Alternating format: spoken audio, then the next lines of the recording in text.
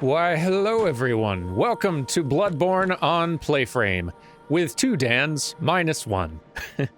Yes, indeed. Today it is just you and I, 1 Dan only. This is going to be a solo episode, no co-op, because you see, there's a lot of little side tasks and side paths and such in Bloodborne, some of which you can do co-op, but a lot of them you can't.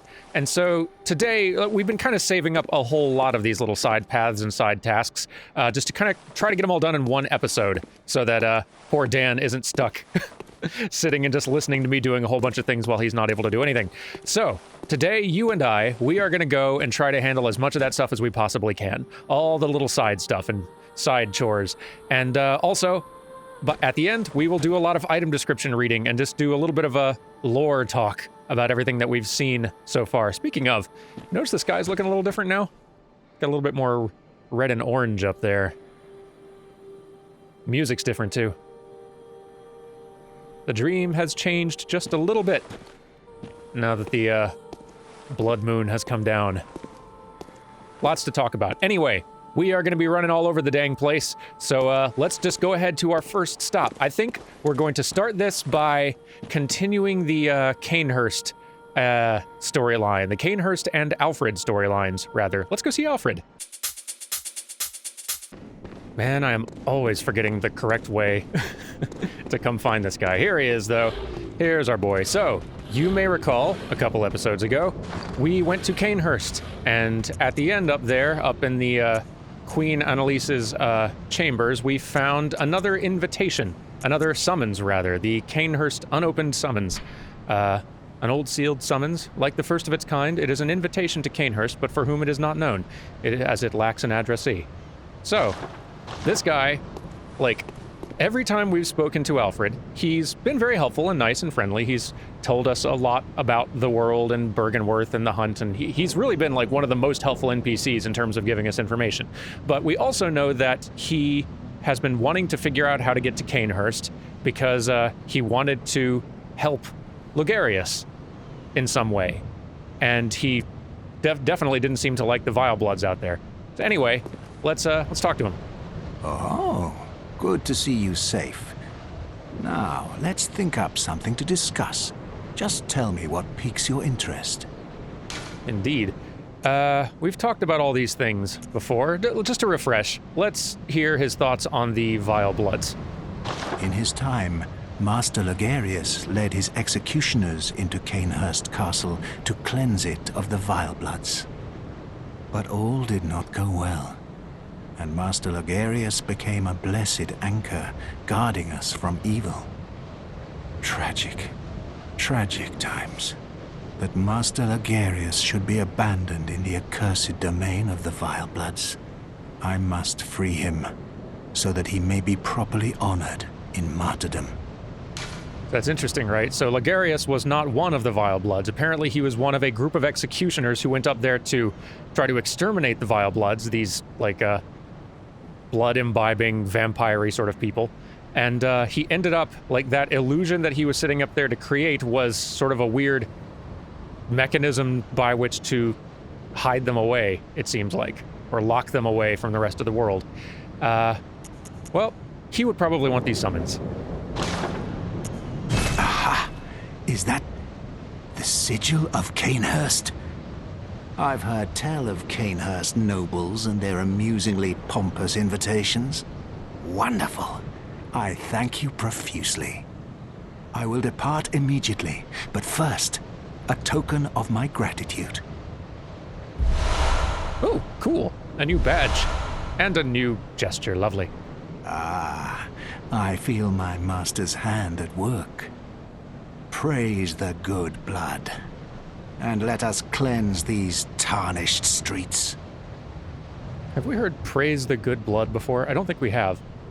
It could just be a funny reference to Praise the Sun from a character who has the exact same voice actor as Solaire in this game. That would be cute. It has been an honor, but I must say goodbye. Let us cleanse these tarnished streets, and may the good blood guide your way. Oh, I've been a cleansing, don't worry. Anyway, he is now going to head out to Cainhurst, and we should meet him. Let's go! Okay, we are back. Back at Castle Canehurst, which, again, so cool. Here's Ligarius's old seat. And, let's head on up.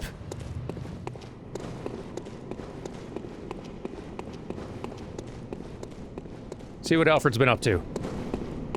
Master, look! I've done it! I've done it!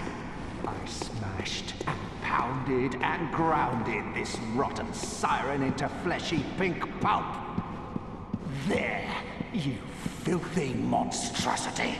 What good's your immortality now?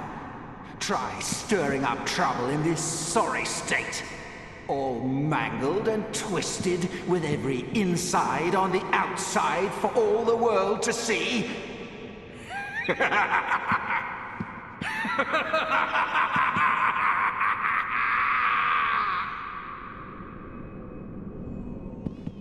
Wow, you've been busy. Well, that's a mess.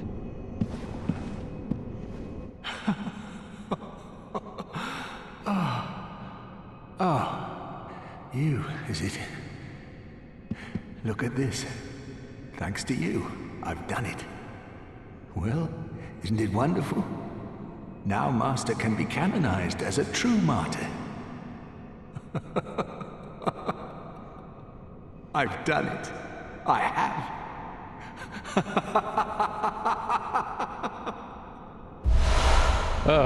Unhinged. And they are very much sneaking in some old Solaire lines just as fun references. That's very cute. Yeah, I've done it. I have. Very good. I've done it. I have. Boy, you are a sight, though. You know, we didn't read that description of the badge that we got from him earlier. Let's have a look at that. Let's see. Wheel Hunter Badge. Martyr Ligarius led a band of executioners, and this badge was crafted at their dedicated workshop. The wheel symbolizes righteous destiny. Their workshop was a secretive enclave of mystical beliefs and heady fanaticism, which served as the backbone of the executioner's unique brand of justice. Which we have seen here. Now, he mentioned her being immortal, and she still is. If we look very closely, like this, there's not much left to her, but what's left still moves. She is not done. And in fact, we can take some of this queenly flesh with us for use later. Let's see what that description says. Here we are. What remains of Annalise, Blood Queen of Canehurst. This pinkish lump of flesh remains warm, as if cursed. All hail the undying Queen of Blood. More on her later. Well. You seem happy. So, bye. Oh, wait a minute, there's another... Didn't notice that before. Silly me. Anyway, let's go meet Alfred back in Yharnam, huh? Let's get out of here. Alfred! Hello? Aha! Well now. Seems he didn't last long. Radiance. What does that say?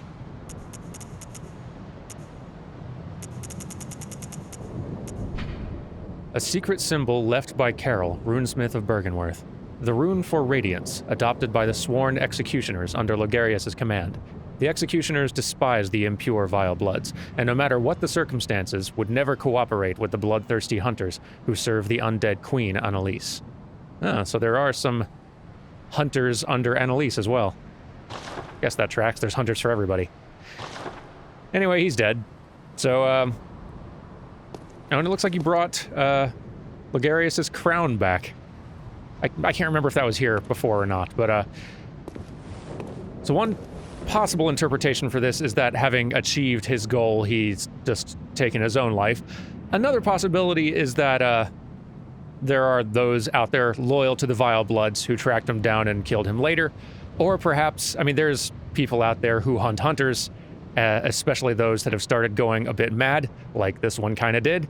So it could be that that sort of hunter came and took him out. Whatever the case, his quest is done. So let's see what next.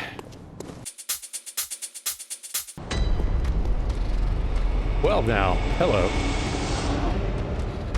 Yeah. Interesting, we just got a beast out here now. That beast didn't used to be here.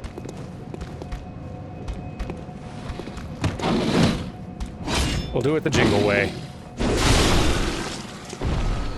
There we are. Claw mark. What does the claw mark say?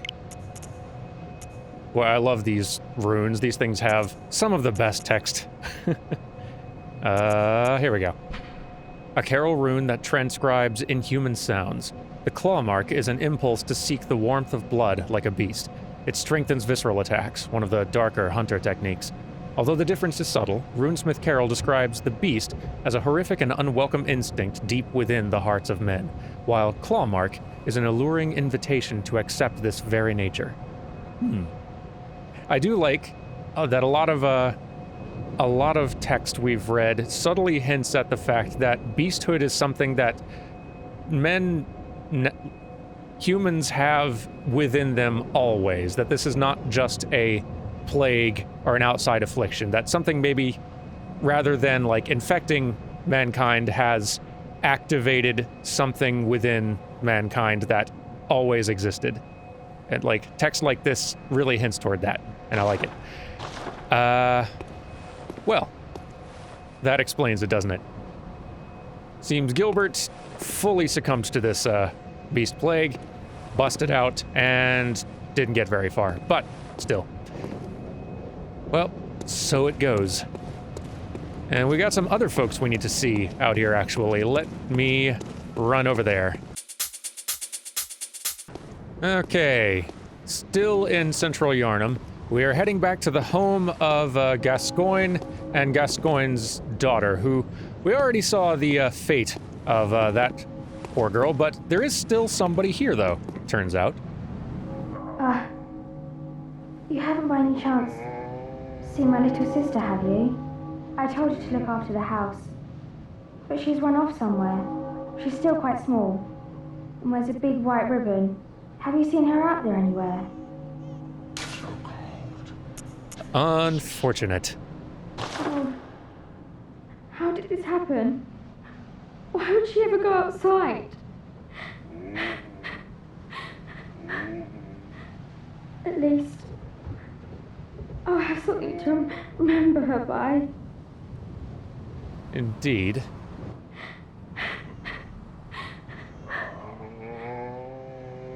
So, okay.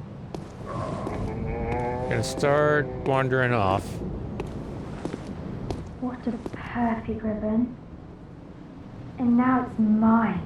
I can't wait to try it on.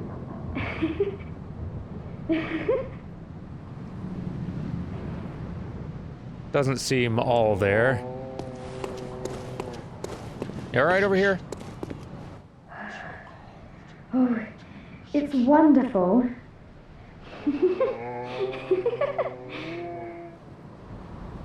Okay, so, think that's it for that. Here, I'm going to quit out and reload real fast. Hang on. Alright, we're back. And... no response. Alright. Let's see. There's something down there. I wonder if I can survive this. Gotta try. Yeah! That felt good. However, white messenger ribbon. Let's read that.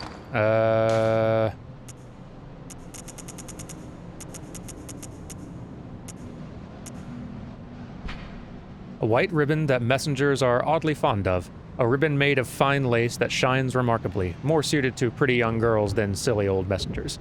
Indeed. Yeah. So, as I said in episode 1 or 2, or I forget which, nothing ends happily for anybody in Bloodborne. Ever. I mean, nothing happens good to anybody in a Dark Souls either. Like, there's almost no happy stories, but there are even fewer in Bloodborne. That's just how it goes. I don't know exactly why she, fell all this way. Like, she clearly seemed to be losing her mind a little bit, or that something was going wrong with her, just from her kind of mutterings when we wandered off. But, who knows? Just a real ill-fated family in general. You know, come to think of it, I wonder, what do some of the other folks who are clearly having a party out here, what do they say now? Because I'm pretty sure the party's over.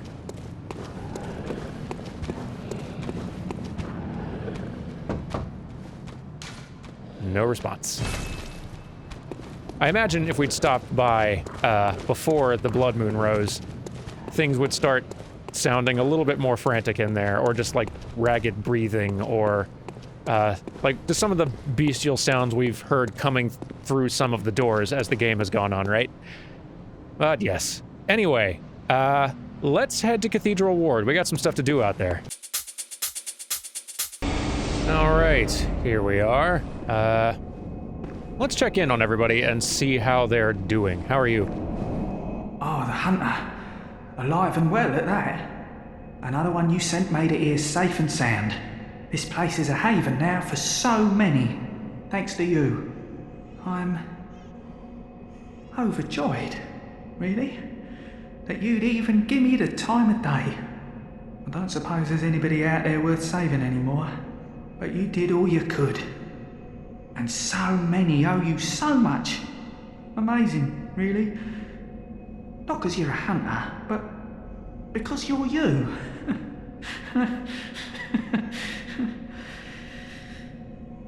Makes me think, once dawn breaks, maybe I can just, you know, start over. Makes it easier to bear all of this, you see. You've made life easier. Thank you. Well, I guess I stand corrected. Maybe there are some happy stories in this game. If you please, kind hunter, when the night of the hunt passes, suppose we could be friends? Maybe? Now, I know I hardly deserve it, but, well, I had to just ask, you know. Out of line.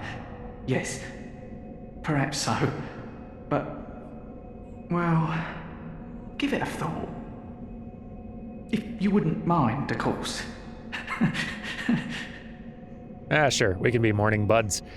Anyway, let's check on everybody. You're looking not great. Oh, there you are. Forgive me, I'm a bit out of sorts. So, no blood today, I'm afraid. Was it the shotgun blast to the face? Because I said I'm sorry. Oh, there's something wrong with me.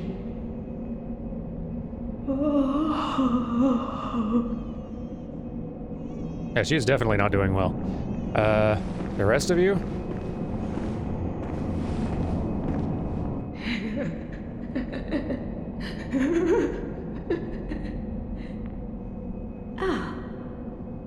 Welcome home, dear. What's wrong? Anything you'd like to tell me? Sure? Oh, boy. You poor thing. But don't you worry. This'll help you forget. Forget your troubles. Forget your cares.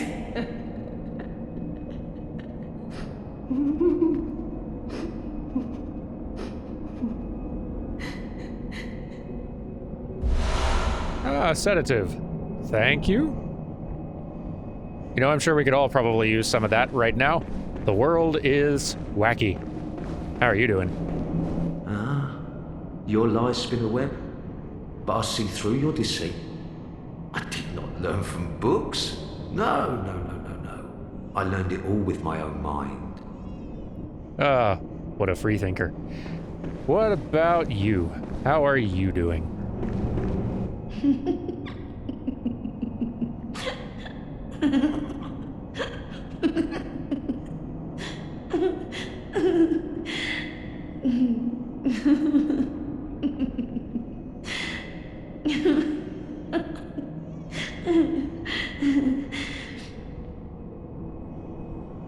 Good? Okay.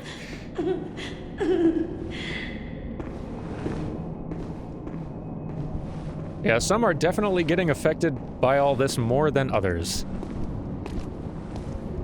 And there's a bit of an interesting pattern to that. Hello. So yeah, these things are just out and about now. Actually, I say that. They were out and about always. They were always here. We just couldn't see them before. They, the blood moon is close enough now that really we're all seeing through the veil at this point. I think if you had your insight cranked up high enough before the blood moon, you could actually see them. I don't know how high that number is. I might just be misremembering. I'm pretty certain that's a true thing. But you remember way back at the beginning when we came here initially and it kind of ran over to this corner and tried to grab an item? Boy, look at that thing. Tried to grab an item over here and this weird vortex popped out.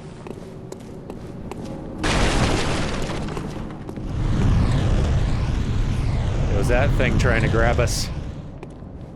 And we'd have been dead. Only now, if those things grab us, we won't be dead. Different things will happen because we have a specific item. We're not going to be doing that today, but we will be doing that quite soon. Me and the Dan Jones together. Now that we have this tonsil stone, a lattice deformed rock, or perhaps a meteorite, appears useless but possesses some odd gravitational force that prevents its riddance. A dubious soul once said, "Step lightly round to the right of the great cathedral and seek an ancient shrouded church. The gift of the Godhead will grant you strength." Possessing this and getting grabbed by those takes us places. More on that later. We got more to do here in this realm for now, though. I'm pretty sure we've botched the Eileen quest completely.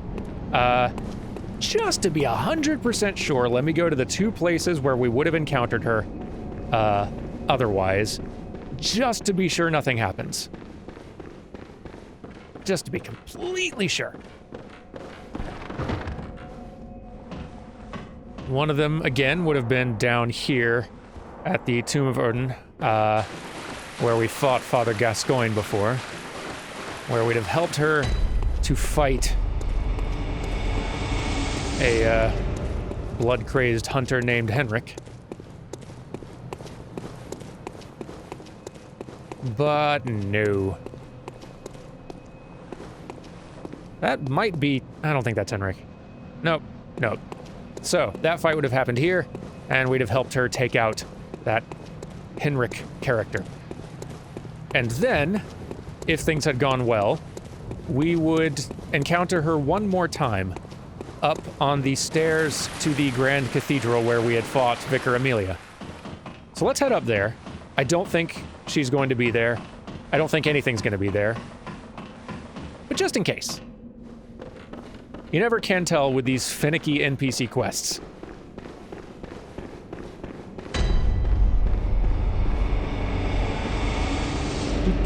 Pardon me, everyone. Pardon me. Keep it together, if you can. Boy, those things. They're kind of all around Yharnam, actually, all around the Cathedral Ward.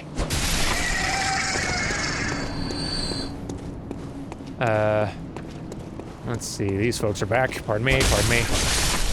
Ah, I forgot myself. Gotta do this the jingle way. Get out of here. Dork. I do love this blue, pink, purple sky that happens once the blood moon rises.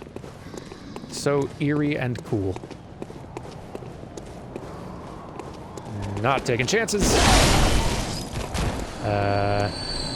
Let's see, I think the giants are all still asleep out here, yeah. Oh man, you can just... seeing those shapes, those figures perched on buildings out here. It's creepy, in the best way. Man, this game's cool. Hey, no shoots. No shoots, dork. No that either. Quit it. Here comes another one with a scythe. Get out of here. Get out, I says. Man, this hammer's great. I really do want to try some other weapons at some point, though. Some other strengthy weapons. There's a particular large sword one that I haven't got access to yet. I'm not sure why. I can't remember where you get it from. Maybe that's coming soon? Just in case. Wakey, wakey! No hits. No hits, thank you. Okay, good. Feels good being strong. Now... I don't think... she's here. She would be here. What we would have encountered, had things gone correctly, is we'd have encountered her sitting on these steps out here, looking very tired and fatigued. And she'd have said that there is a hunter in there that she needs to go deal with, but that she's feeling tired, kind of feeling her age, and she's not dreaming anymore, so this is her last shot. Basically, she loses this fight, she's dead. Like, for real dead, which is cool because she knows of the dream. But isn't dreaming anymore. Now, and then in here, we would have found just one of the roughest hunter fights. And something's in here. I think. Maybe that hunter's still here? Or maybe it's her. Who is this? Who is it? I'm nervous. Oh, it's her. Few hunters can resist the intoxication of the hunt. Look at you. Just the same as all the rest. Hunters must Hey. die. The nightmare must end. Only I can stop this madness. That's really neat. The hunters must die. This nightmare must end. That's some good text right there. In fact, I'm going to let her kill me real fast because her dialogue, if she does, is real good. So, okay. Go on. Do your thing. The hunt makes hunters mad.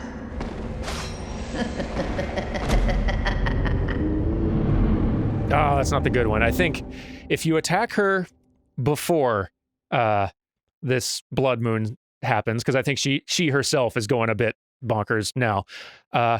If you attack her before the moon rises and she fights back and kills you, her dialogue is real good. It is something to the effect of she asks if you're still dreaming and says, "Say hi to the doll for me," basically. Which is real good. It's like it just really goes to clarify that, oh yeah, she definitely knows about all this dreaming stuff and she's not attached to it anymore. This dialogue was also quite good. Let's get back up there and actually win this time.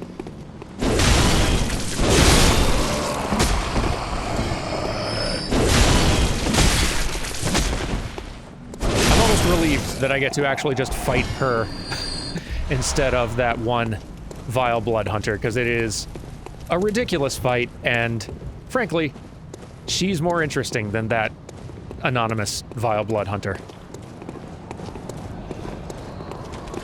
I want to hear what dialogue she says when we defeat her. Pardon me? Where's that one going? Oh, down here. Fair enough. Get ahead. Get back. Stop it. Stop teaming up. Only I'm allowed co-op around here. Hey, no shoots. Two of us can play that game, dork.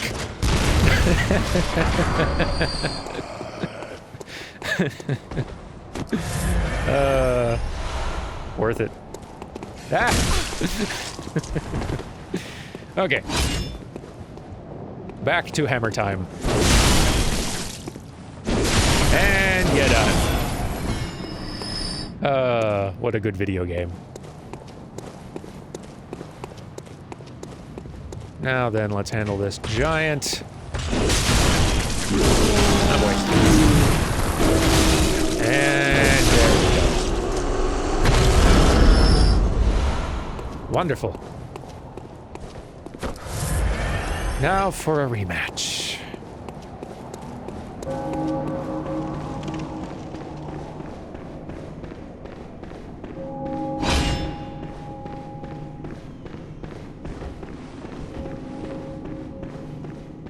Good for round 2? I'm ready, let's go.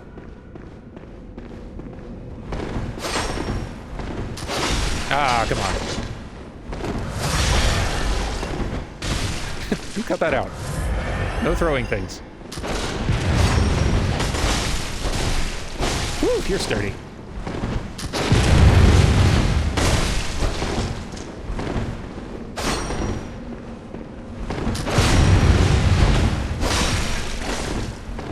Concentrating.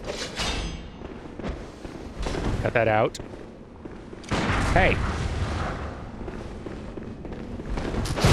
There we go. Oh, I thought I had it. Thought that was an opportunity right there. Ah. You're so quick. I see why other hunters have a problem with you.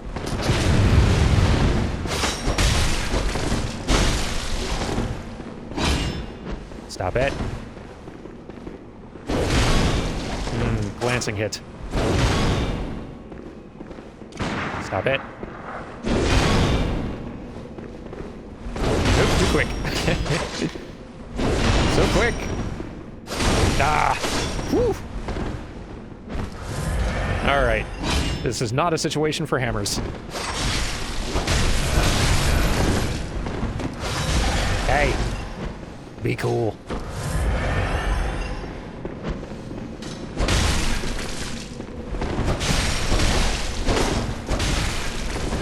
Whoa! My dodge put me in exactly the wrong position.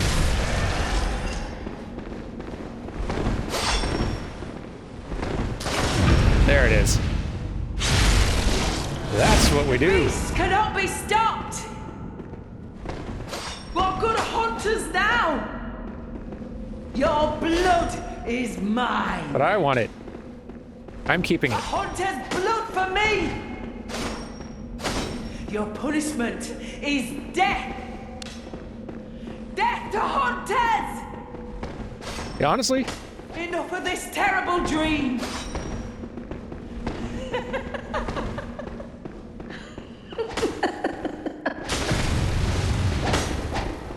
honestly, this dialogue's real good. Ah! I'm actually glad this kind of turned out this way. Whew! Getting fierce. Hey! No throwing.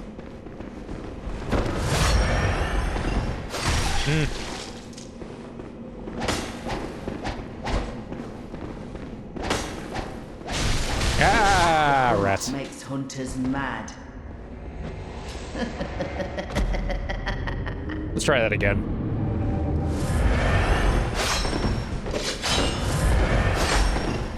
I'm actually a bit relieved. As difficult as she is of a fight, that other hunter would have been way worse.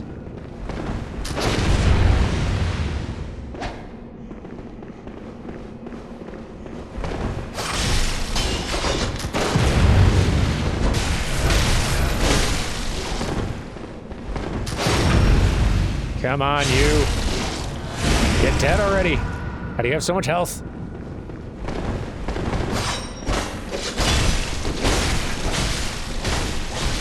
Get out of there. Vicious. I can't see. Oh, crap. Hunters mad. Ah, she's tough.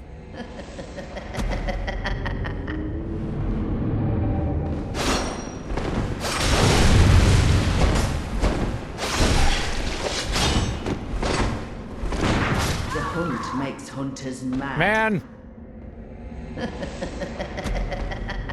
Be nice.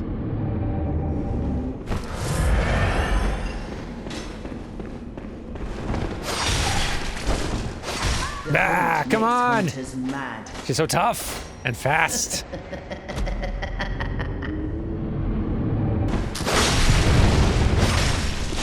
Boy, Makes hunters mad. I'm determined.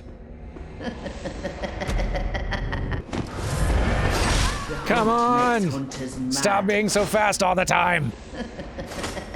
We got stuff to do today.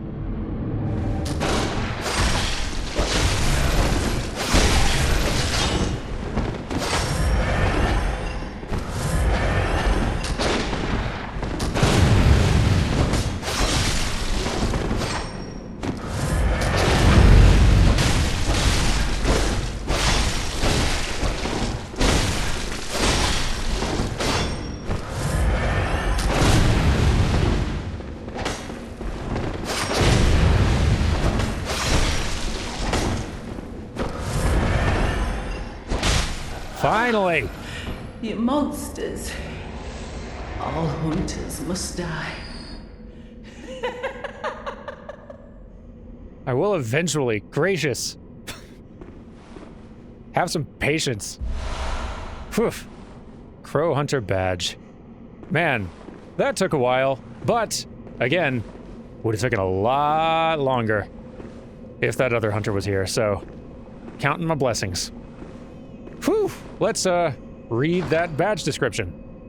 This was a thing I wasn't expecting to do today. Anyway, well, there we go. The Crow Hunter badge, a badge of a hunter of hunters, who hunts those who have become addled with blood. The badge of the Hunter of Hunters is quietly passed down from generation to generation, usually to an outsider from the hinterlands. To be entrusted with this cursed badge, one must be strong, resilient to the seduction of blood, and gracious when taking a comrade's life. Eileen's very cool. I'm gonna go spend some echoes real fast, I think, and then we will continue this. Hang on. Huh, doll's not here. Sometimes she wanders off to other places.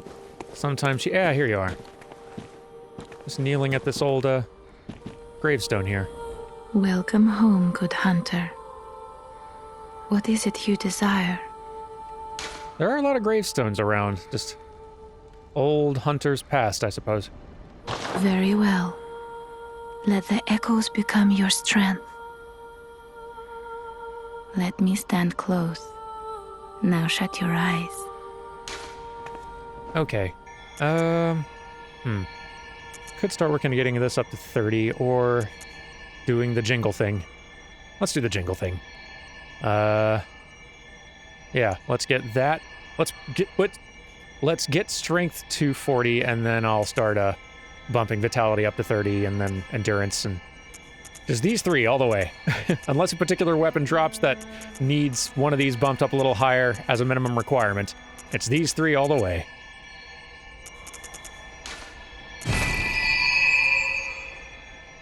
Excellent. Farewell, good hunter. May you find your worth in the waking world. I do try. Anything else? I don't suppose you say anything else now that the moon has done its thing.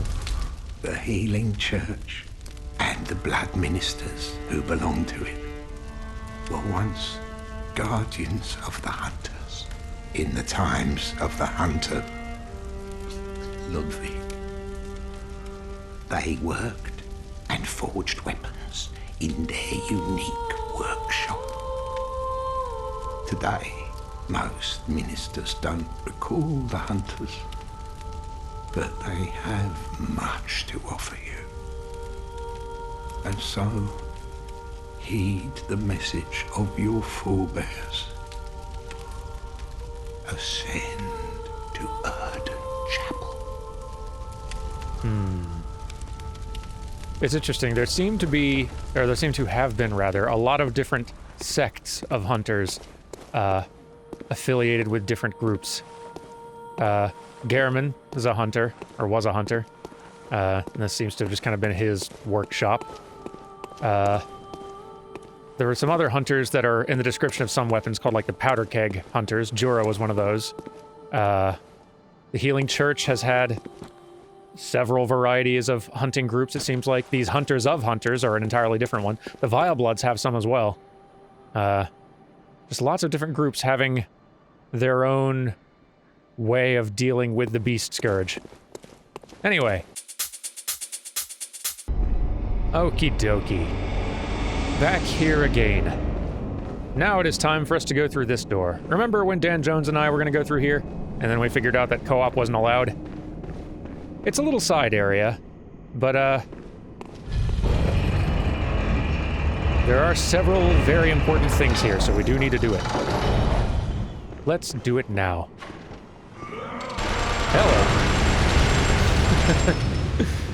Hello. What a fun design. No. And this will probably be somewhat easy because, like, this door opened a good while ago. Much earlier in the game. Oh, communion. What does that say? Oh, I guess we already found one of these. I have a better version of the communion rune now. Does it say the same thing? It does. Okay. Maybe when we're doing some item description reading later, we'll review that one. In the meantime... Hey! Stop shooting! Ah! No shoots! The Healing Church Workshop. Ah! So this was the Healing Church's... Hey! I see you there. Scully, come here. Don't fall off. Well, doggone it. You know, I may drop down there in a bit. But yeah, the Healing Church's base of operations for their hunters. Let's see what we find out and about here. Hello, hello. What am I doing? Should be using this here. Ah! So many! So many! So many! Quit it! Ah, okay. Y'all settle.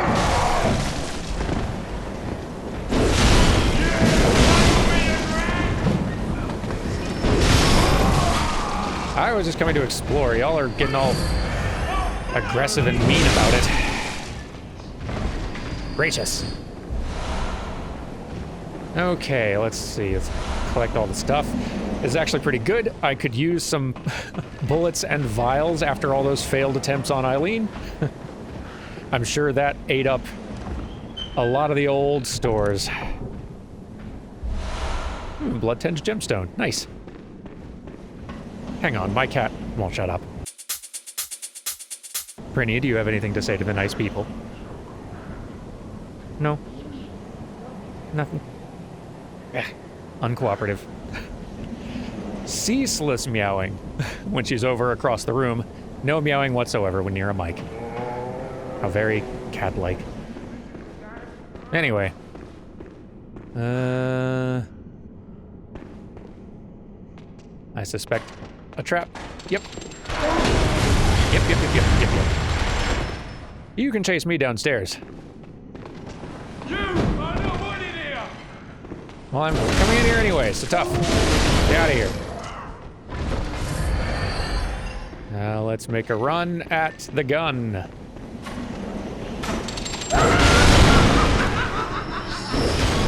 Okay. Bullets, good, need 'em. Now. Ah! Didn't see you there. Too slow. Too slow again. Need to stop being so slow. Whatever. That's fine too. Up, up, up we go. Hey. No shoots. No shoots. No shoots. Why is everyone so shoots?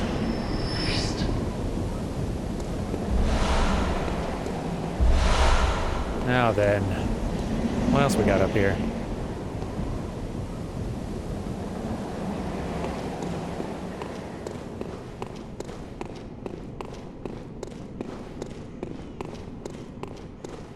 Anything? Here we go. Perfect.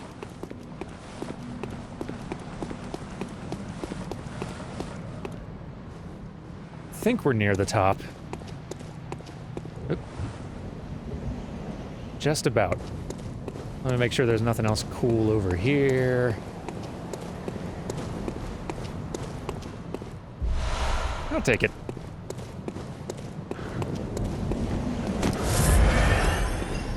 Okie dokie, let's charge this one with the gun, knowing that he's probably got backup around the corner. Almost certainly. Go! That's not a gun. That's very different. Ah, but there's the backup. Right on cue. Get hit! Get hit. Thank you. Ah, okay. More fire, is it?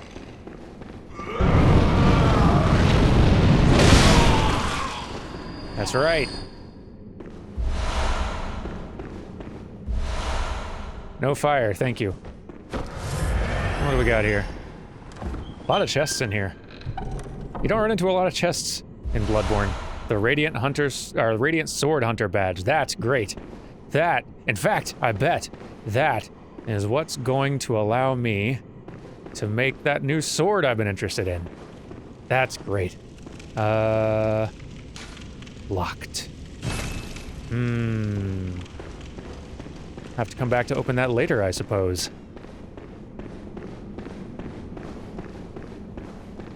Let's see what that badge says. The Radiant Sword Hunter badge. One of the badges crafted by the Healing Church. The Radiant Sword indicates the heirs to the will of Ludwig. These hunters, also known as Holy Blades, are what remains of an ancient line of heroes that date back to a very early age of honor and chivalry. Interesting. Keep the Ludwig name in mind. Ludwig is a prominent hunter of the Healing Church. And there will be more Ludwig to come as we get further in this story. In the meantime, I think we're done climbing. The sky and the cosmos are one. The choir. Now, the choir is something we have not encountered much yet. We will more, and as we dig into some item descriptions, we may see some more mentions. They are a different little subset that are kind of attached to all of the Bergenworth and Healing Church stuff in some specific ways, but yeah, more on them later. Now I want to go down and see about dropping where that little skull friend fell.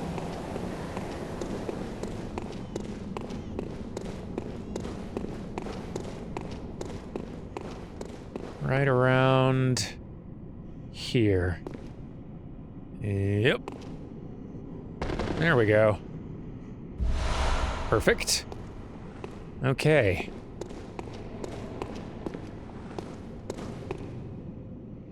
Let's see how much further down we can go. Quite a ways, it seems.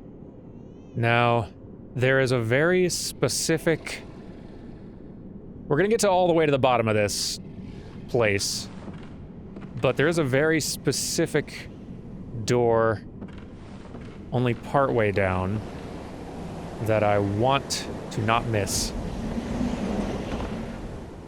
It's very important. And if I do miss it, we're gonna go back to the top and try again, because we are not missing that. I just don't remember exactly where it is.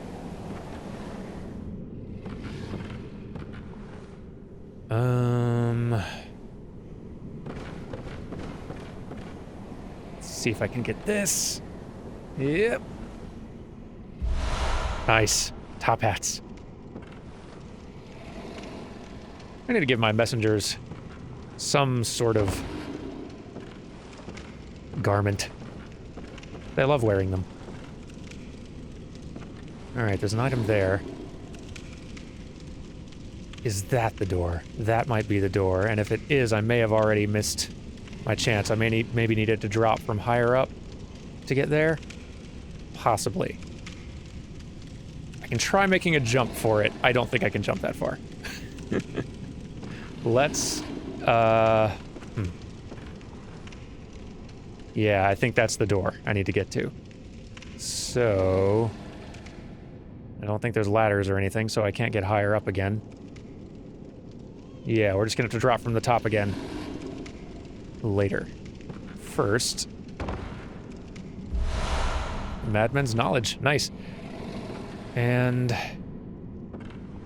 Oh, can I survive the drop all the way? There is a bottom down there. Let's try this. Whew! Still alive. Awesome. There's something down here, too. Yep. Good enough. And here it comes. Hello. They're quite the beast. Gracious. Not as tough as you would have been if I'd come here earlier, but cool looking beast though. Yep. Bad. There we go. Okay. Thought you were still alive. Beast. Ah. Do we have one of those yet? We might. We don't. A secret symbol left by Carol, runesmith of Bergenworth. A transcription of the roar of a labyrinth beast. The bearer of the beast rune has accentuated temporary transformation effects. Beast is one of the early Carol runes, as well as one of the first to be deemed forbidden. The discovery of blood entailed the discovery of undesirable beasts. Yes. Now... there is a door here, which is all well and good.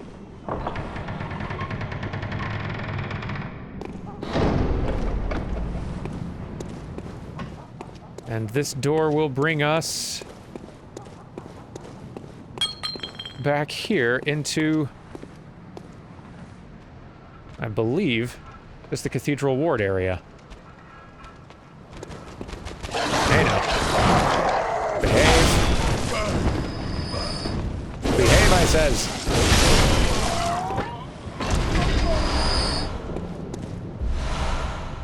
These hunters look a little different. I don't remember them. That or they're just getting more beastly. I think they are just... more beastly. I thought I saw an item over here. Did I grab it already? Nope. Nice. Now...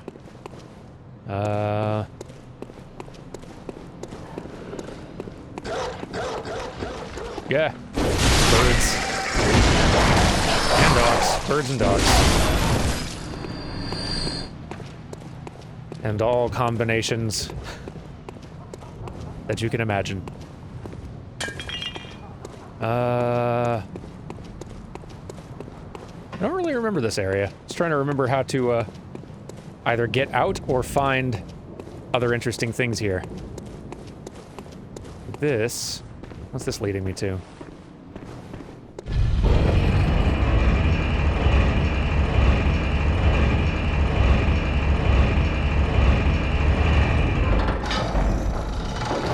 Leads me to Cathedral Ward. Oh, right! And this item I've been seeing up here for ages. Okay, yeah. Yeah, remember I've been seeing that item up there and I couldn't remember how to get it. Now we're back here in Cathedral Ward. And... beg your pardon. Hey, come on. Be nice. Get out of here. Thank you. Now, let me get back to that big drop-down area and see if I can get to the door correctly this time. Chicka chicka and such. Okay. I see the door down there. This may require a couple of tricky little drops to reach. I think. So, I don't know. I don't think I can safely drop here, which is what I kind of want to do, but I don't think it'll work.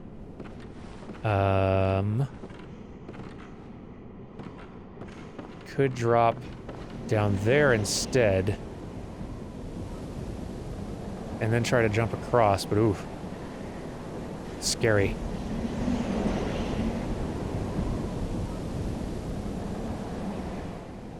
That might be what it has to be, though. Maybe.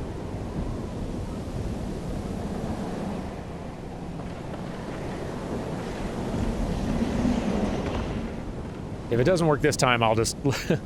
I'll go look up a guide to make sure I, get it right. But yeah, I think I can do it. Ugh. Dropping to that one's probably what I want to do. Getting somehow onto that platform, because then it can drop down safely and be fine. This is probably going to kill me, but I'm going to try it. Might as well. I'm not going to make it. Let me look that up and make sure we get to that door, huh?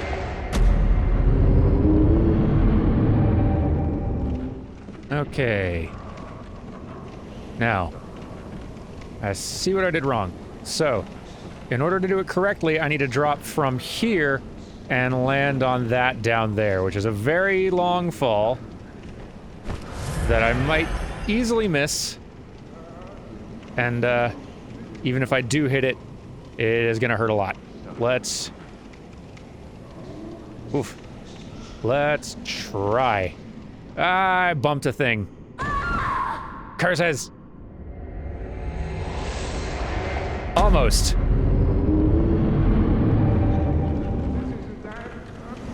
So many more deaths than anticipated today. Okay, so last time I bumped that little outcropping of wood there, and that's what screwed me up. So let's try being a little further away here and, whew! Okay. That's the scary one right there. Now... Perfect. Got here. Hope I have the key. I do. Awesome. All right, then. So what has been tucked in here this whole time? Well, we just got some insight. Whoa. Why, hello. Look where we are. This is like our dream. Except it's actually attached to the real world. This is the real place.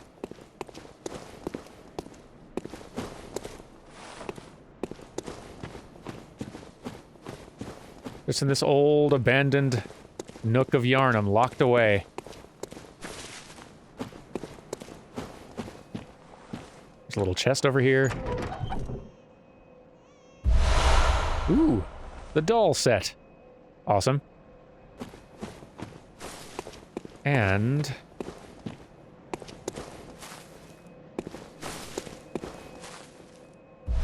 Old Hunter Bone? What is that?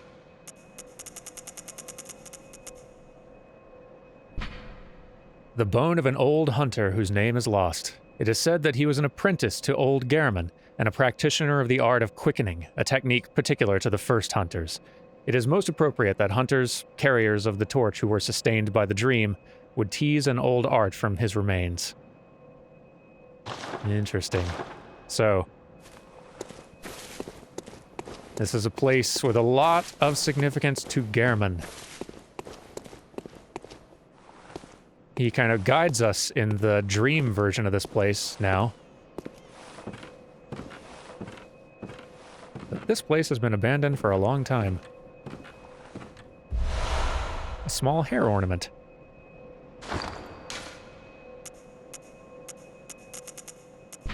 A small, very ordinary hair ornament.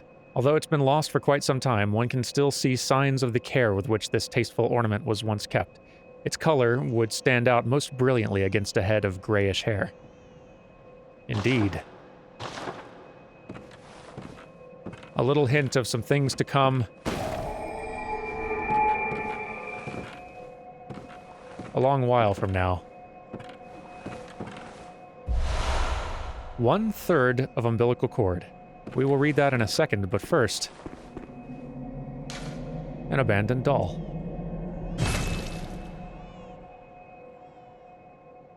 Interesting, no? Now,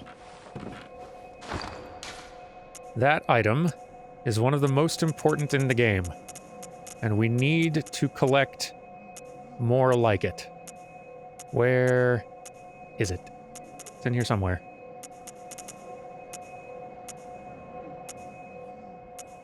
There we go. 1/3 of umbilical cord, a great relic, also known as the cord of the eye. Every infant Great One has this precursor to the umbilical cord. Every Great One loses its child and then yearns for a surrogate. The third umbilical cord precipitated the encounter with the pale moon, which beckoned the hunters and conceived the hunter's dream. Used to gain insight and, so they say, eyes on the inside, although no one remembers what that truly entails. Very important. And we're going to need 3 of them. We're actually going to get another one today.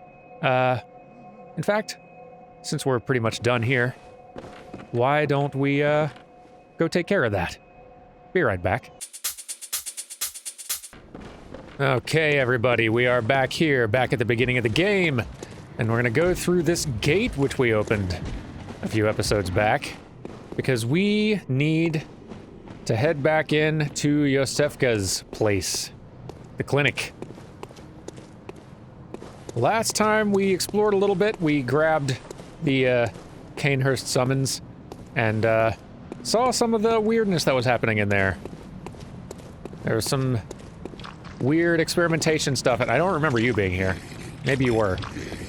But it would be kind of fitting, right? Get out of here. Ah, you're tough. You're actually very tough now. I don't like that at all. Don't be so strong. Good. And I don't want to be grabbed by those either. It's very possible I will be, because it could be hard to avoid sometimes. Come on. Stop making gross noises. Everyone hates it. Boy, you're strong. No grabs. No grabs. It's very likely either me or Dan is going to get grabbed by these later. Y'all will see what happens. It's thoroughly unpleasant. Anyway. Yeah, we saw some weird stuff was happening in there. There was a... It's like a corpse out here. Someone who came... nosing around, I guess.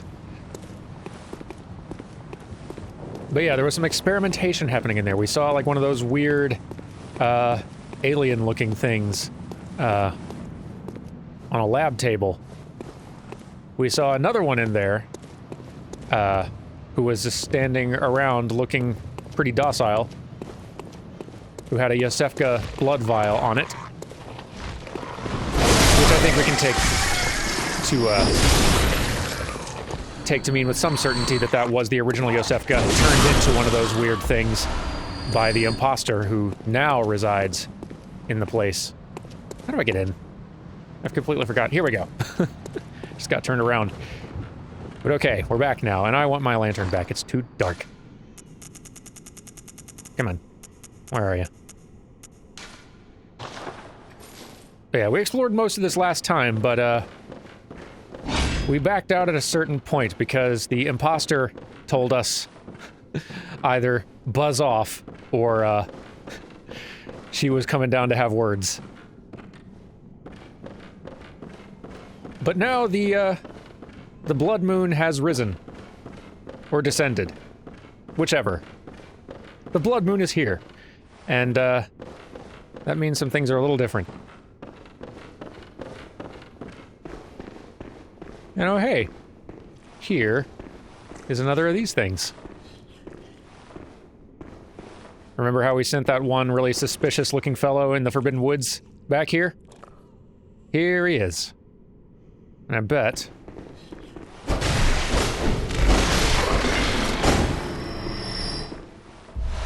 Beast. Yeah, that's kind of our hint as to who... all the drops you get off of these little things that are in this area are hints as to who they were before. Because you can send everybody you found back to Yosefka's. And I've never really done that, but like, yeah, all the people who are currently safe in the chapel could all have just gone here, and then there'd be a whole lot more of these little weird creature things wandering around these halls. But okay, let's go see quote-unquote Yosefka. She's not yelling at us this time. That's an improvement.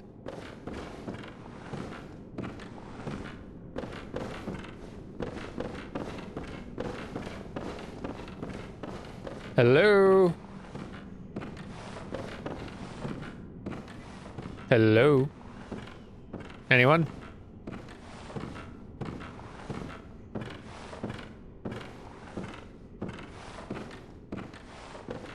Hello? Thought she was gonna be up here. Maybe she's in a different room. No, wait. Here we go. Hello?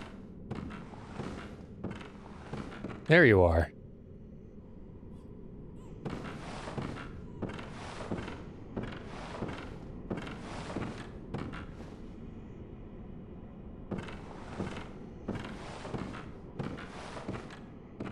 How you doing? God, I'm nauseous. Have you felt this? It's progressing. I can see things. I knew it. I'm different. I'm no beast. Oh, God, it feels awful. But it proves that I'm chosen. Don't you see how they writhe inside my head? It's rather rapturous.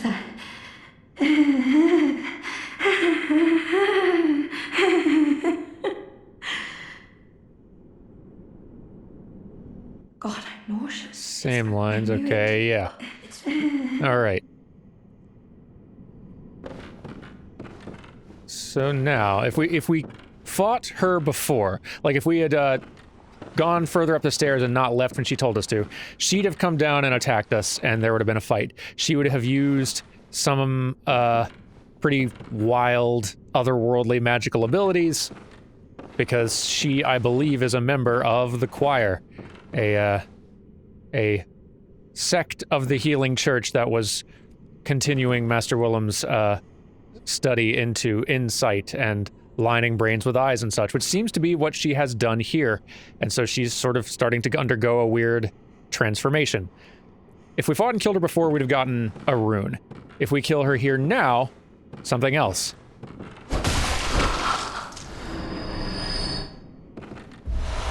Another third of umbilical cord. And I don't think the description on this one is different, although we are definitely checking. Because it might be. It is different. Okay. Provost Willem sought the cord in order to elevate his being and thoughts to those of a great one, by lining his brain with eyes. The only choice, he knew, if man were to ever match their greatness. That seems to be the same thing she attempted to do here. And she is wearing the garb of, the choir, I believe. Or maybe it's just the garb of the Healing Church. I cannot remember for sure. But yes, now we have two of those things. And there are, I think, 2 other places where you can get the third one you need. We definitely need 3. For, you need 3 to get to a final boss fight in the game that is otherwise inaccessible, and a different ending. Which is why they are so important. But 2 down, not bad. Now, I think that's it for the wandering around and handling business portion of this episode. And it's been a long one, but in for a penny, in for a pound. Let's go back to the dream. Let's look through our inventory and through some of the things we can buy in shops, and let's see if there's any good item descriptions, so that we can try to parse the lore we have seen so far. I'll see y'all there. Ah, home sweet dream. Garriman, are you up here? You aren't. Interesting. I wonder if... Oh, I hope. I really hope. Are you back here? Are you back here?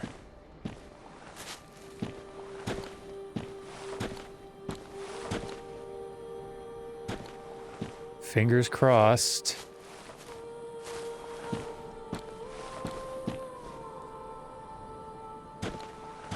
There's some dialogue you can only get from him.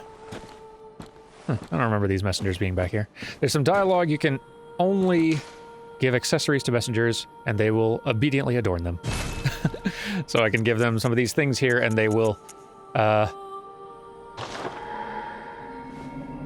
start wearing different hats. Now they have top hats. All the messengers we'll see in the game will now have top hats. It's very cute. I don't think he's back here. Okay, there is some dialogue we can only get from him if we encounter him back here sleeping after the blood moon has arrived. So I'll keep on checking back here as we play to see if we can get it, because it's supremely good. If we don't, I think I have a recording from previous playthroughs of it that I can drop in later. But it is extremely good. Anyway, let's start digging through our inventory and through the shops and enjoy some light reading. So, Yosefka's blood vial, a vial acquired from Yosefka's clinic, the product of a slow and careful refinement process. This rare blood vial appears to be a clinic original. There are a whole lot of different uses for blood in this place. It is like a healing agent. It also seems to be just something that the people of Yharnam worshipped and just imbibed, even recreationally, it seems like. It seems like it was just kind of like the alcohol of this place, even. It's just a thing that was partaken of extensively. Which this sort of further supports that. The blood of Ariana, taken from Ariana, the Cathedral Ward woman of pleasure. The sweet blood of Ariana restores HP and temporarily speeds stamina recovery. A member of the old healing church would know that her blood is similar indeed to precisely what was once forbidden. Interesting. And cryptic. Antidotes. Small medicinal tablets that counteract poison. Used to treat ashen blood, the baffling sickness that ravaged old Yharnam long ago. These tablets only provide short-term relief. The ashen blood ailment eventually triggered the spread of the beastly scourge. That's actually a lot of important lore to just have on the basic antidote. The ashen blood was apparently just a disease that sprang up in old Yharnam at a certain point. These were used to temporarily alleviate it, but that plague basically claimed old Yharnam. The hunters who were fighting the beasts in the scourge in that area eventually just torched the entire part of the city, and now it's locked off. Jorah, I believe, was one of them. You know, the guy who's up there defending the beasts of the place now was one of the hunters who burned it originally. A beast blood pellet, a large medicinal pellet supposedly formed of coagulated beast blood, banned by the healing church due to their unclear origin, grants a spurt of beasthood. Ripping apart the flesh of one's enemies and being rained upon by their splattering blood invigorates one's sense of beasthood, feeding strength and euphoric feeling alike. I forget what this mechanically does. I think it, like, increases your damage output. It probably just does that, right? And maybe, like, increases the health you get back from, you recover from attacking enemies shortly after you're damaged. I don't really use them. A sedative. A liquid medicine concocted at Bergenworth calms the nerves. Those who delve into the arcane fall all too easily to madness, and thick human blood serves to calm the frayed nerves of these inquisitive minds. Naturally, this often leads to a reliance on blood ministration. Interesting, I'd forgotten that even sedatives are just a different strain of blood out here. Blue elixir, a dubious liquid medicine used in strange experiments conducted by high ministers of the healing church, a type of anesthetic that numbs the brain. Hunters, able to retain consciousness by force of will, make use of a secondary effect of the medicine, which dilutes their presence while standing still. So you can drink this, and so long as you're not moving, you can go invisible, basically. It's kind of cool. A lead elixir, a heavy, syrupy liquid medicine. Temporarily shifts weight to make deflection of attacks easier, but must be used with care, as it also slows movement with no change to defense. Its recipe for this mysterious concoction is unknown, but some postulate that it materializes only within the most desperate nightmares. It's kind of cool. They're all really cool. I guess I should stop saying that. A Molotov cocktail explodes in raging flames when thrown against an object, one of the oldest hunter tools available in the workshop. Since the tragedy that struck Old Yharnam, fire has become a staple in beast hunts, and is thought to cleanse impurity. Certain types of beasts have an abnormal fear of flame. An oil urn. When this urn hits its mark, the target is drenched in oil and made extremely flammable. Fire is commonplace on the hunt, and oil urns accentuate its effect. Sometimes, when hunters burn beasts, they appear intoxicated by the euphoria of purification. A pungent blood cocktail. A mature blood cocktail that releases a pungent odor when thrown that attracts bloodthirsty beasts. A precious tool in, sadly, short supply. In Yharnam, they produce more blood than alcohol, as the former is the more intoxicating. So that's where I kind of got the sense that this is something that is also somewhat recreationally imbibed. Yharnam was just all about that blood.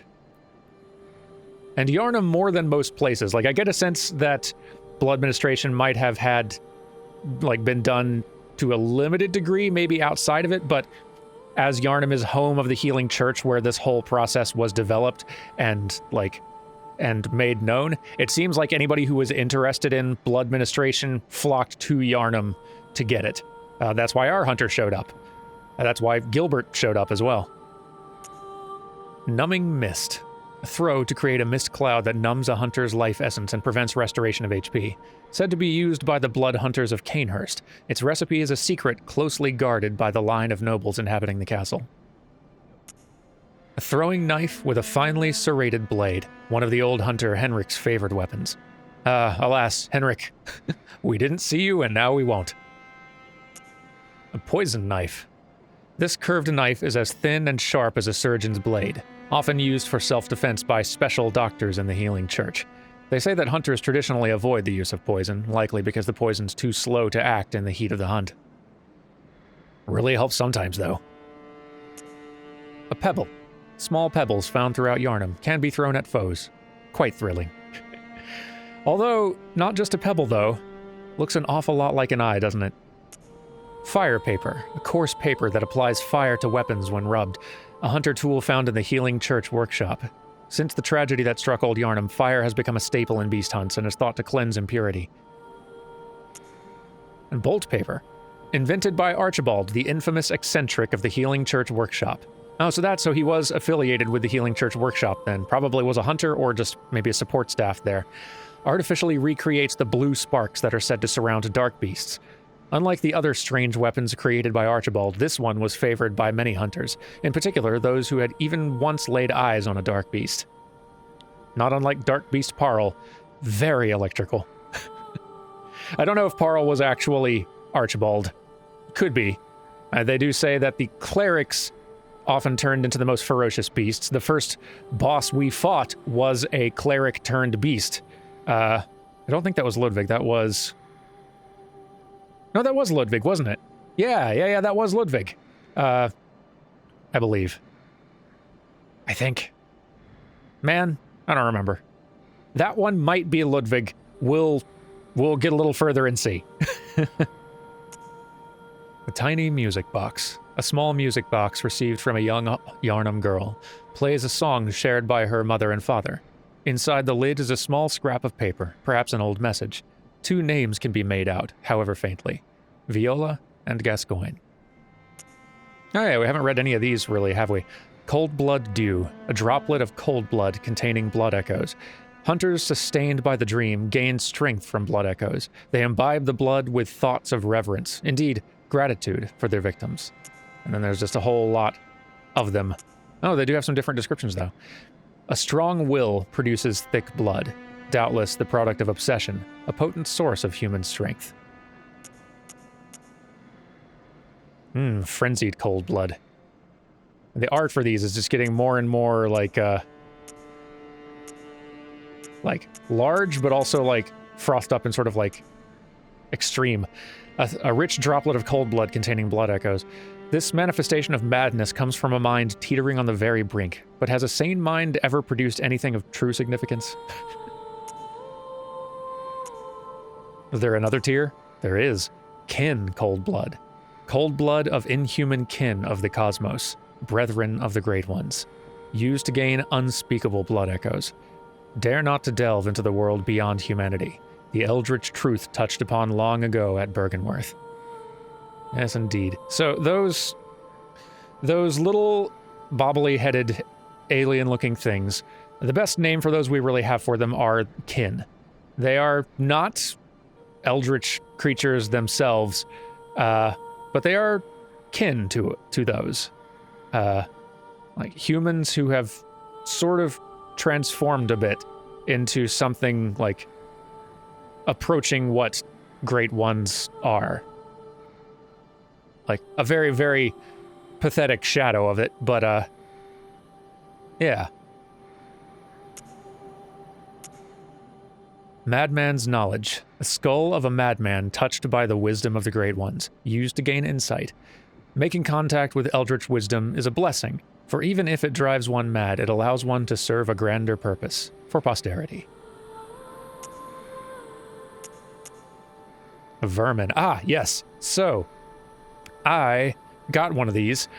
Dan Jones had gotten several of these because we had both joined that group of Confederates. You remember that bucket-headed fellow we met in the Forbidden Woods who asked us to join his group? If you join somebody in co-op and you have to be the one summoned in and you defeat a boss or an invader, I think that also counts, then you get one of these vermin drops here. A centipede-like creature discovered on successful hunts by League hunters. Vermin, found hidden within filth, are only seen by League Confederates and are the root of man's impurity. The League has assumed the task of finding and crushing all vermin. Perhaps there is some mercy in the madness. Those who wish to see vermin can, and those who choose to are provided with boundless purpose. There's a lot of heft to that description, and a lot that kind of implies. I don't know if we're going to learn a whole lot more about the Confederates and the vermin over the course of this playthrough. It seems to be that the vermin are, they say, the root of man's impurity, something that is within us, apparently, or can be, and that when the League senses these vermin within us, that's who they will attack. I've read some very interesting speculation on the League and the vermin and all that stuff, but I'll save it for now because it is just all speculation and not super crucial to a lot of the stuff we're going to be getting into over the course of this playthrough, but definitely recommend looking it up. It's cool. A gold pendant. The pendant of Vicar Amelia, used to change into a blood gem which fortifies weapons. This pendant, passed down among the vicars who head the healing church, is a reminder of the cautionary adage, words that will open the gates of Bergenworth. Ah yes, fear the old blood. You know, I don't remember if we read this one. Executioner's gloves. One of the secret treasures hidden in Canehurst, the gloves of an executioner from a faraway land. Passed from executioner father to executioner son, these gloves can be used to summon wrathful spirits of the past by smearing them with blood. It is said that the nobles found immeasurable delight in the dances of these vengeful specters. Must be a weapon or a spell, rather, that the group of executioners used. Although I don't know why the nobles would enjoy the spells cast by the executioners who came to kill them. Who knows? A bloodstone shard, a solid shard that forms in cold blood. After death, a substance in the blood hardens, and that which does not crystallize is called a bloodstone. At the workshop, these bloodstones are embedded in weapons to fortify them. Same description for all of these, but man, how cool is so much of the art for all of these items? It's really awesome. And I think this one has a slightly different description too. A solid chunk that forms in cold blood. A chunk will never appear in the blood of an ordinary human. Seek deadlier foes if bloodstone chunks are needed. And now we have a few items here that are for chalice dungeon things. Let's see. I think we read a lot of these, but ritual blood, a material used in a holy chalice ritual. One of the basic ingredients used to satiate a holy chalice is this incoagulable blood. When all is melted in blood, all is reborn. An exquisite eyeball removed quickly after death, or perhaps even before, used to unlock the seal of the old labyrinth hintertombs. And of all the strange life forms that reside in the nooks and crannies of the old labyrinth, the slugs are clear signs of the left-behind great ones. Man. It'll be interesting dipping into those chalice dungeons later in this playthrough. I don't know if we're gonna go all the way through all of it, but should be cool to see. The Erden Tomb Key, a key to the gate that blocks the tombs of Erden. Beyond the tomb, Erden Chapel can be found in the center of the Cathedral Ward. Only today the church is abandoned, and some say that the residents of Erden have all gone mad. The Lunarium Key, a key to the Lunarium facing the lake on the second floor of Bergenworth College. In his final years, Master Willem was fond of the lookout, and the rocking chair that he kept there for meditation. In the end, it's said, he left his secret with the lake. And boy, what a secret it was. Took us like 5-6 tries to kill that thing. A Hunter Chief Emblem. A cloth emblem that belonged to the captain of the church hunters long ago. Opens the main gate that leads to the round plaza of the great cathedral. The main gate is shut tight on nights of the hunt, and could only be opened from the other side with this emblem. In other words, the captain's return and this emblem determined the end of the hunt.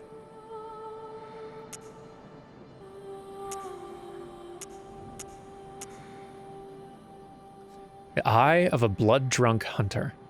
Its pupil is collapsed and turned to mush, indicating the onset of the scourge of beasts. A hunter who goes drunk with blood is said to be taken by the nightmare, destined to wander forever, engaged in an endless hunt.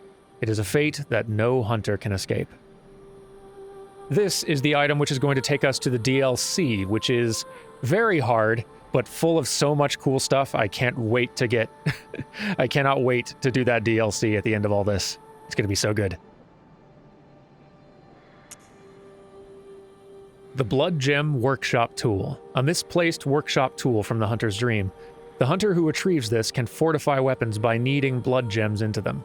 Blood gems add properties to weapons when used to fortify them, as blood defines an organism. The Rune Workshop Tool. Runesmith Carroll, a student of Bergenworth, transcribed the inhuman utterings of the Great Ones into what are now called Carroll runes. The hunter who retrieves this workshop tool can etch Carroll runes into the mind to attain their wondrous strength. Provost Willem would have been proud of Carroll's runes, as they do not rely upon blood in any measure. That's the thing that I guess it's worth going ahead and kind of talking about now, because some of these item descriptions have already basically painted the picture. Bergenworth and the Healing Church are two separate entities that were once united. Like, Bergenworth is where all of this began. Bergenworth was where the old blood was discovered. Bergenworth was a college where they were trying to just advance humanity, to try to figure out the route by which mankind might evolve and transcend to something bigger and better. And there was a split at one point, and we actually saw the cutscene which showed that split. You remember after we fought Vicar Amelia, we were shown a cutscene of Master Willem and a character named Lawrence, and Lawrence was saying that he was leaving, because apparently the two had an irreconcilable difference of opinion. And Willem told Lawrence, just remember, fear the old blood. By God, fear it, Lawrence. That schism basically was Lawrence and Willem having two separate schools of thought of how mankind's transcendence and evolution would happen. Willem believed that it would be achieved through insight, through lining the brain with eyes, basically, so that to elevate our thoughts, to make us more like the Great Ones. Lawrence believed that blood was the way to do it. And so he went off to found the Healing Church, the home of blood ministration, the home of basically everything that is unfolded in Yharnam, the Healing Church wrought.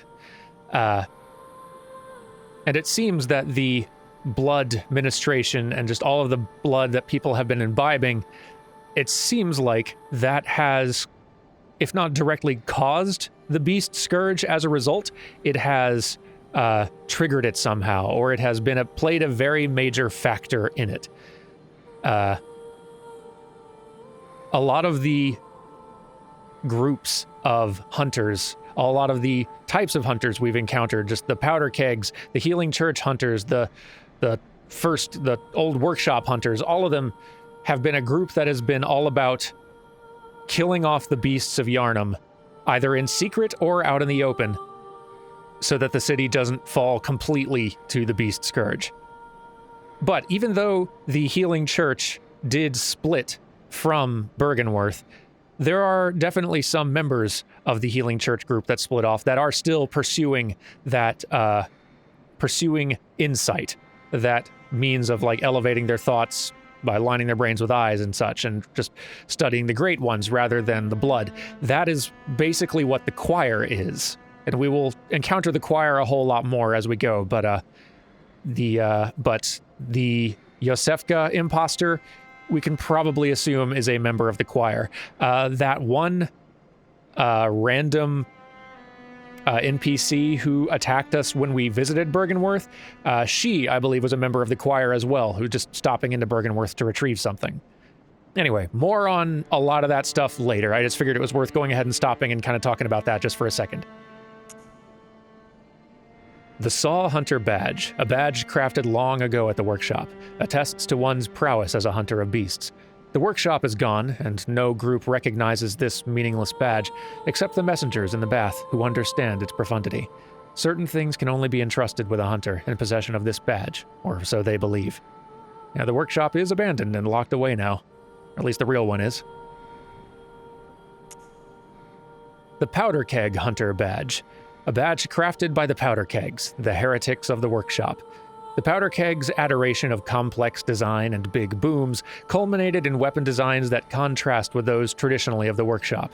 The late Powder Kegs, bless their souls, had a motto: if a weapon ain't got kick, it just ain't worth it. A lot of the weapons that you can make that have explosive elements to them, or are just a bit more showy and explosive and fun, like the rifle, spear, I think, and stuff like that, those are Powder Keg weapons, and they're very fun.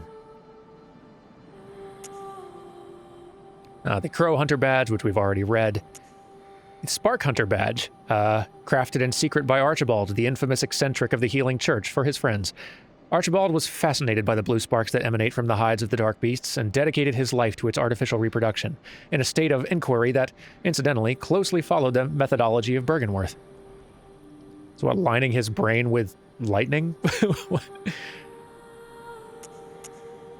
A Sword Hunter Badge. One of the badges crafted by the Healing Church. The silver sword is a symbol of a church hunter. Ludwig was the first of many Healing Church hunters to come, many of whom were clerics. As it was, clerics transformed into the most hideous beasts. Yes, okay, I'm pretty sure that cleric beast we fought at the beginning of the game in the first episode was Ludwig, the first Healing Church hunter, transformed into quite a beast indeed. And we just fetched the Radiant Sword Hunter Badge from the top of the Healing Church Hunter's workshop. So the Healing Church Hunters all, like, worked and outfitted themselves up there. The Wheel Hunter Badge, the Executioners, there's like a completely different sect of hunters that are all about just taking out those darned Vilebloods that they hate so darned much. The Canehurst Badge, a badge of the Royal Guards of Canehurst, loyal guardians of the Vileblood Queen Annalise. The Vilebloods are hunters of blood and hunt prey as they search for blood dregs. The hunter who joins them is faced with a decision: to merely borrow their strength or to become one of them, heart and soul. The Old Hunter Bell. One of the resonating bells that cross the gaps of worlds. This bell is cracked and stained with the blood of beasts. A human must expend insight to ring this uncanny bell. The old hunters, who have long passed from the dream but cannot forget the feeling of the hunt, rely upon messengers to relay their thoughts. Ring the bell at their side and they are certain to give a listen. For the night of the hunt is long and unchanging. So looking at our weapons here, we've got the Saw Spear, which is a trick weapon of the workshop, presumably Gehrman's workshop, I believe. Same with the Hunter Axe. Same with the Blood Cleaver weapon that I could have taken at the beginning of the game. All those ones that we were offered at the beginning, I think, are like Gehrman workshop weapons. The one I'm using currently, the Kirk Hammer, is a Healing Church weapon. Let's see. The Church takes a heavy-handed, merciless stance toward the Plague of Beasts, an irony not lost upon the wielders of this most symbolic weapon. I do love how much is, like, it's got text inscribed in the hammer part. It's ornate. It very much feels like a church hunter's weapon, whereas these are just much more, like, brutal and straightforward. Then there's the Reiter Palash, or Reiter Palash, still don't know how to say it right, a weapon wielded by the Knights of Canehurst. Combines an elegant knight's sword with a peculiar firearm wielded by the Canehurst Order. The old nobles, long-time imbibers of blood, are no strangers to the sanguine plague, and the disposal of beasts was a discreet task left to their servants, or knights as they were called for the sake of appearances. I love how not only are each of these weapons very different to use, and cool looking, and provide a huge variety of gameplay and some good backstory if you read them, like, they all also tell you a good bit about the different groups of hunters there were that used them. Like the stake driver here, this I think is a powder keg weapon, and it really looks like it, doesn't it? A trick weapon fashioned by the workshop heretics, the powder kegs, favored by the retired hunter, Jura. The stake driver, with its queerly complex design, violently drives thick stakes into the flesh of foes. The stake driver allows for high damage critical attacks, but is difficult to use and leaves its wielder wide open. But none of that should bother a mere powder keg. And the Tonitrus. Oh, another healing church workshop weapon, I wouldn't have guessed. Contrived by Archibald. Ah, of course, because it's got electrical power. Of course, of course. Striking this peculiar iron morning star flail like a match generates the same blue sparks that blanket a dark beast. Unfortunately, for reasons untold, the hunters of Archibald's time did not fully take to the device. They should. It's quite good. Then there's the guns, of course. The Hunter Blunderbuss, one of the Gehrman workshop weapons. Specially crafted to employ quicksilver bullets fused with the wielder's own blood, boosting damage against beasts. The impact of this highly effective weapon counters beasts' swift movements, and its wide spread is nigh on guaranteed to hit the mark. The Evelyn.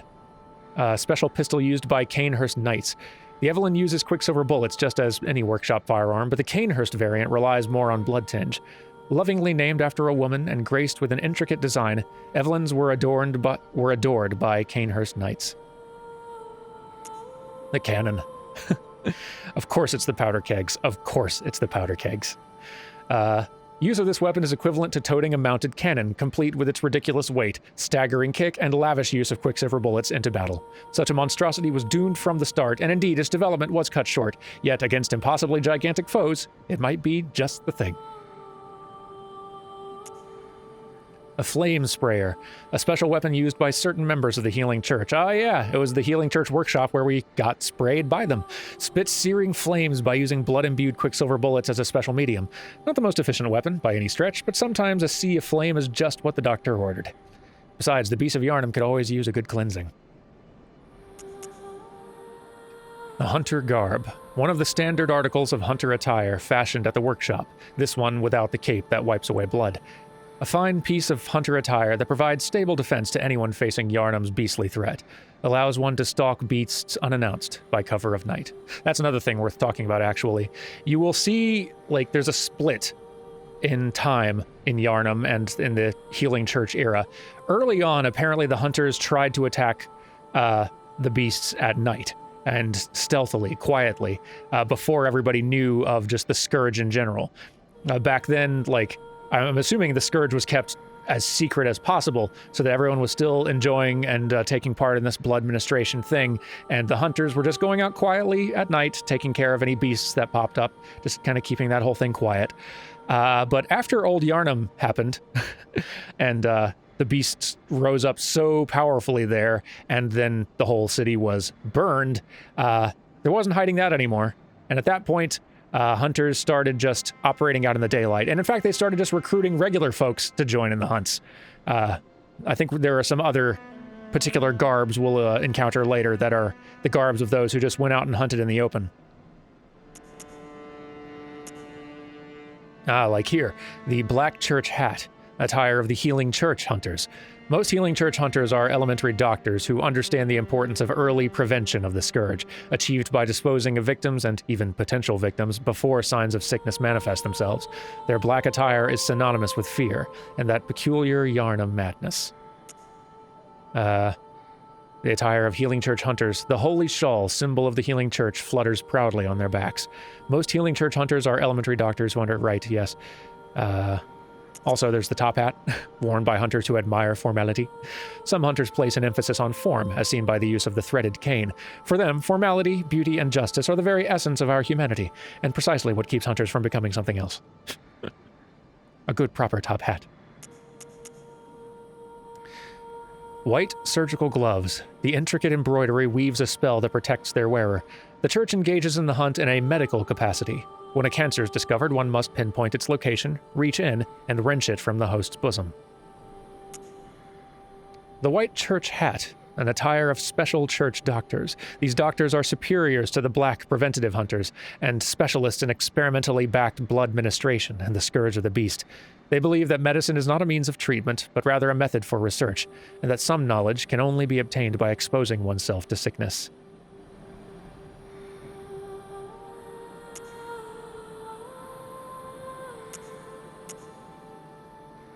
Executioner garb, attire worn by the band of executioners commanded by the martyr Ligarius. Later became the basis for all church attire, with its heavy draping of holy shawl.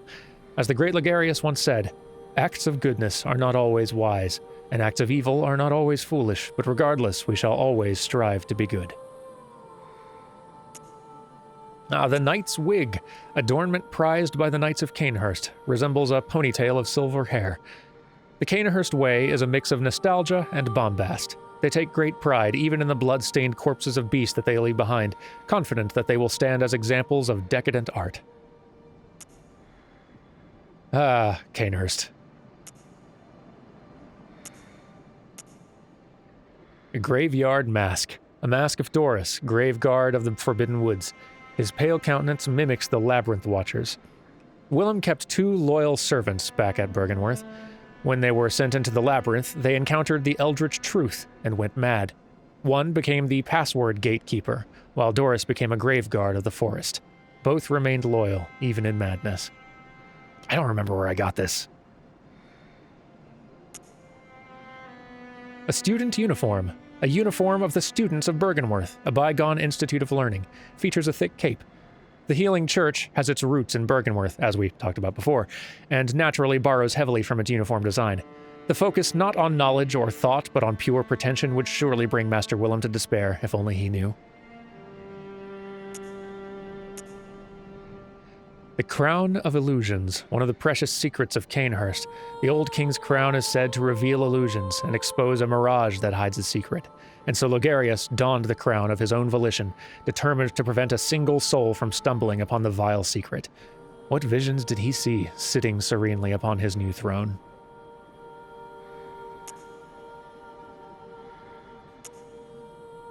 A doll hat. A discarded doll's hat, likely a spare for dress-up. A deep love for the doll can be surmised by the fine craftsmanship of this article, and the care with which it is kept. It borderlines on mania, and exudes a slight warmth. There is definitely something to Gehrman's affection and obsession with the doll. And it's only going to start making a little more sense much later. The Black Hood. A hood worn upon awakening to the nightmare of blood and beasts. Perhaps its wearer had to stay out of sight and travel by cover of darkness. Without memory, who will ever know? Oh, this is the stuff we had when we first arrived here. The foreign garb, clothing worn upon awakening to the nightmare of blood and beasts. Not typical clothing for Yharnam, perhaps it's of foreign origin. It is said, after all, the traveler came to Yharnam from afar. Without memory, who will ever know?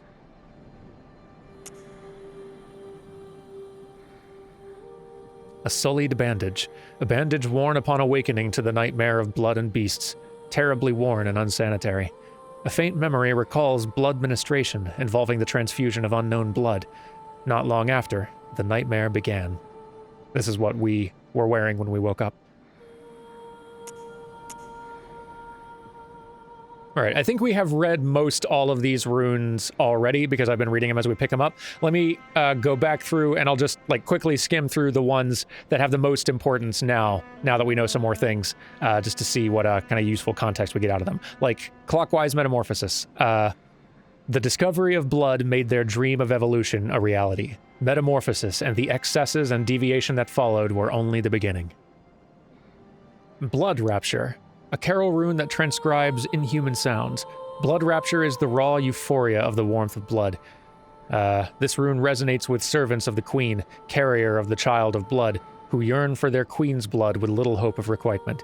For them, they find solace in Blood Rapture, that serves as a surrogate for their desires. Lake. A carol rune that transcribes inhuman sounds. This transcription of the Great One's inhuman voices ripples like a watery reflection. This rune means a lake, and those who memorize it enjoy reduced physical damage. Great volumes of water serve as a bulwark guarding sleep, and an augur of the eldritch truth. Overcome this hindrance, and seek what is yours.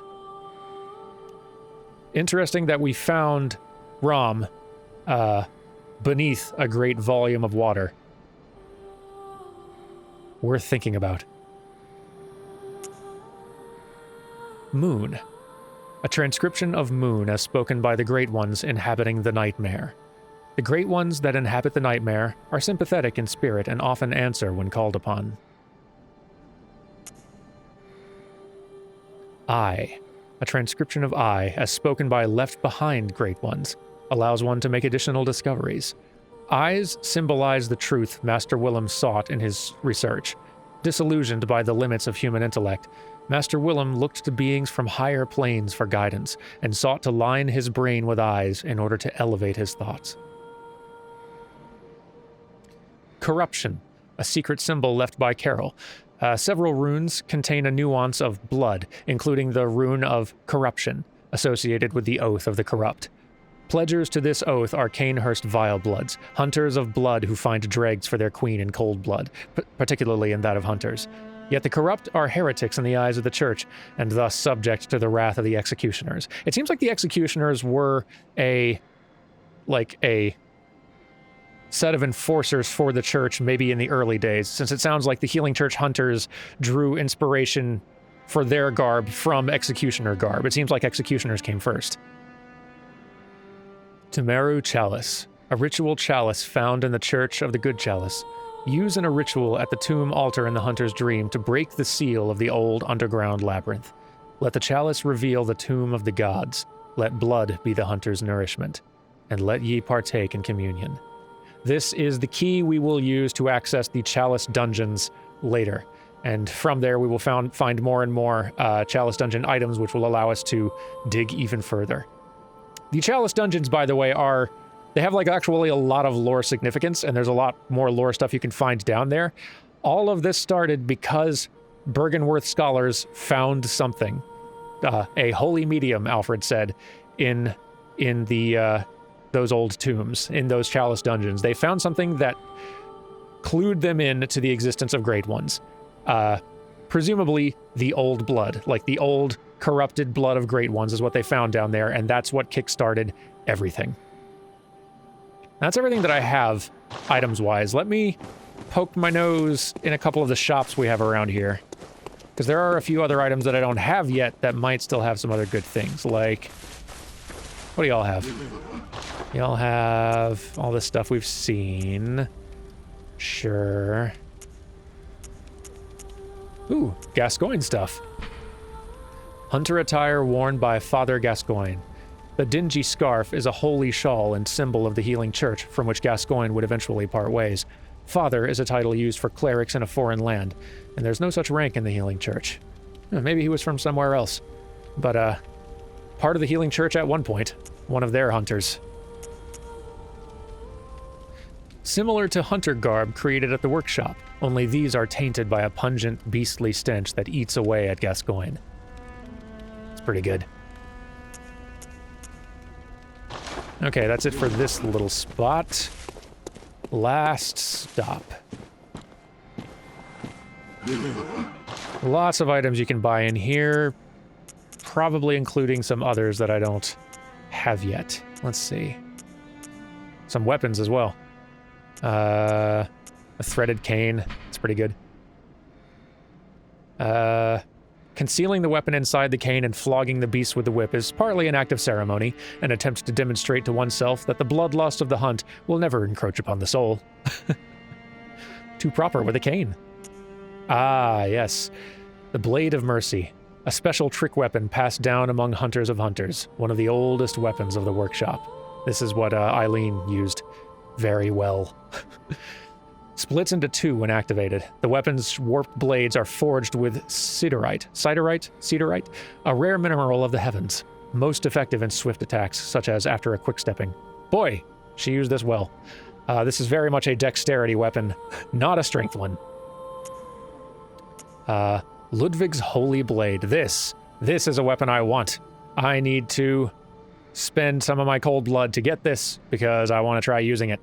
A trick weapon typically used by healing church hunters. It is said that the silver sword was employed by Ludwig, the first hunter of the church. When transformed, it combines with its sheath to form a great sword. The healing church workshop began with Ludwig, and departed from old Gehrman's techniques to provide hunters with the means to hunt more terrifying beasts, and perhaps things still worse. So that's interesting. So, Gehrman's workshop came first. And in fact, I think Gehrman's workshop was the first hunter's workshop. The earliest one. Probably back even maybe back in the Bergenworth days, possibly. Before the split, before the schism that formed the healing church. I think even then, Gehrman's workshop existed. And later, I think Gehrman would split, and along with the, I think Gehrman was one of the figures who split along with the healing church and went with them. But Ludwig started his own workshop and started making weapons to hunt bigger, scarier beasts. Which actually kind of makes sense. A lot of the healing church weapons aren't so much about agility as strength. So they were, as scarier and scarier, tougher beasts were starting to come about because of all of the just blood that Yharnam was bathing in. They started making bigger, heftier weapons to account for it. It's neat. The Chikage, a foreign-made weapon wielded by the royal guards who protect Annalise, queen of the Vile Bloods at Cainhurst Castle. When the intricate, rippled engraving that spans the Chikage's blade is imbrued with blood, the sword sings in scarlet hues. However, the rite eats away at the wielder's very essence. So yeah, the trick weapon alternate form of this fast slashing weapon, starts chipping away at your own health as you use it. But it is very strong. The Rifle Spear, a trick weapon crafted by the workshop heretics, who else, the Powder Kegs. A prototype weapon serving as a simple firearm and spear, possibly created in imitation of the lost Cainhurst weapon. Lacks any noticeable functions, saving that it is the only trick weapon with an attached gun. This is the one that Dan Jones was using for a while, if I am not mistaken. And Logarius's Wheel. Here's another strength weapon, I'm pretty sure. This is strength, yeah? Oh yeah, very strength. But also a little bit of arcane or blonde tinge. I can't remember which one that is. Whatever. A weapon wielded by Martyr Logarius's band of executioners, used to slaughter the Vile Bloods in Cainhurst, bathed in pools of their blood and forever steeped in their ire. Transformed to release the power of the wheel and manifest their lingering rage in a show of utter brilliance. Might have to pick that up and just, swing it around a little bit later for you all to see the silliness. Ludwig's rifle, a rifle typically used by healing church hunters. It's said that this rifle was employed by Ludwig, the first hunter of the church. Its long, heavy barrel makes up in range for what it lacks in reload speed. Ludwig's rifle exhibits several departures from the workshop's design, suggesting that the church anticipated much larger inhuman beasts. Yes, just like we talked about a bit ago. Tomb Prospector Hood. Attire of tomb prospectors who explore the old labyrinth on behalf of the Healing Church. The Healing Church traces its roots to Bergenworth and is, therefore, aware of the ruins' true importance. They contain much more than mere hunter trinkets. Indeed, they hide the very secrets of the old Great Ones, sought after by those with the insight to imagine greatness. The Gold Ardeo.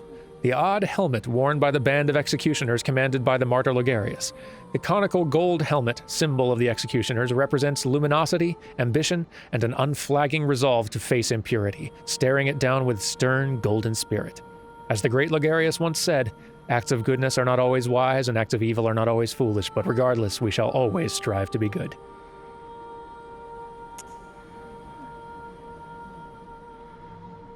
The Canehurst helmet, a silver helmet worn by the royal guards who protect Annalise, queen of the Vilebloods at Canehurst Castle. This paper-thin silver armor is said to deflect blood of ill intent, and is what allows the royal guards to capture prey for their beloved queen, so that one day she may bear a child of blood. I don't know what that means. Ooh, Eileen's set. The Beak Mask, a wood-carved mask of Eileen the Crow, hunter of hunters. The beak contains incense to mask scents of blood and beast. Hunters of hunters dress as crows to suggest sky burial. The first hunter of hunters came from a foreign land and gave the dead a virtuous native funeral ritual, rather than impose a blasphemous Yharnam burial service upon them, with the hope that former compatriots might be returned to the skies and find rest in a hunter's dream. Okay. I think that's going to about do it. This has been a long one. Sorry, Carrie. But I hope you have all enjoyed it. We have learned a good bit. We've explored a good bit. Seen some new weird things. Some pleasant and most unpleasant. But I think we've got that all about wrapped up. Next time, Dan Jones will rejoin us, and we will continue our hunt under the Blood Moon. Things are only getting weirder from here, everyone, so strap in. Have yourselves a good one in the meantime, and I will see you next week. Take care, and goodbye.